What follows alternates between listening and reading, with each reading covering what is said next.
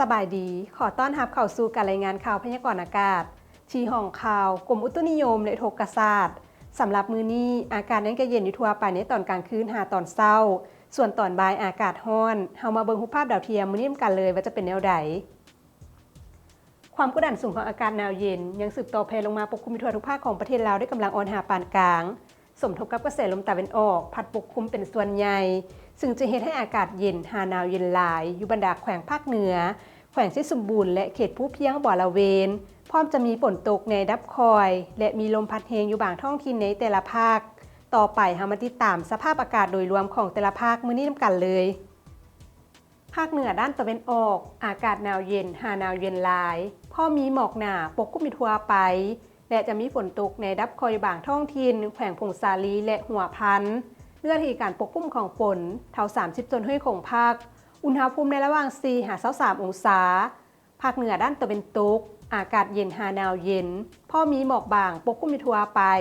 และมีหมอกหนาปกคลุมอยู่บางท้องถิ่นในตอนกลางคืนหาตอนเช้าพร้อมจะมีลมพัดแรงเป็นบางโอกาสอุณหภูมิในระหว่าง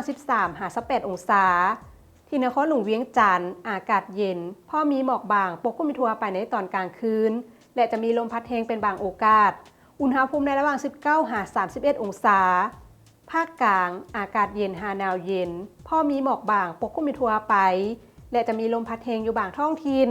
อุณหภูมิในระหว่าง12-31องศาสำหรับแขวงที่สมบูรณ์อากาศหนาวเย็นพอมีหมอกหนาปกคลุมทั่วไปอุณหภูมิในระหว่าง10-29องศาภาคใต้อากาศเย็นพอมีหมอกบางปกคลุมทั่วไปในตอนกลางคืนและจะมีลมพัดแรงอยู่บางท้องถิ่นอุณหภูมิในระหว่าง15-32องศาสำหรับเขตภูเพียงบ่อละเวนอากาศหนาวเย็นพอมีหมอกหนาปกคลุมทั่วไปและจะมีลมพัดแรงเป็นบางโอกาสอุณหภูมิในระหว่าง10-25องศาท่านผู้ชมที่เคารพมาฮอดนี้การรายงานข่าวพยากรณ์อากาศก็ได้หมดเวลาลงแล้วท่านสามารถติดตามชมโดยผ่าน Facebook หรือ YouTube ที่ขึ้นตามหน้าจอนี้ขอขอบใจสำหรับการรับชมข่าวพยากรณ์อากาศแล้วพบกันใหม่ในมื้ออื่นสำหรับมื้อนี้ขอกล่าวคำว่าสบายดี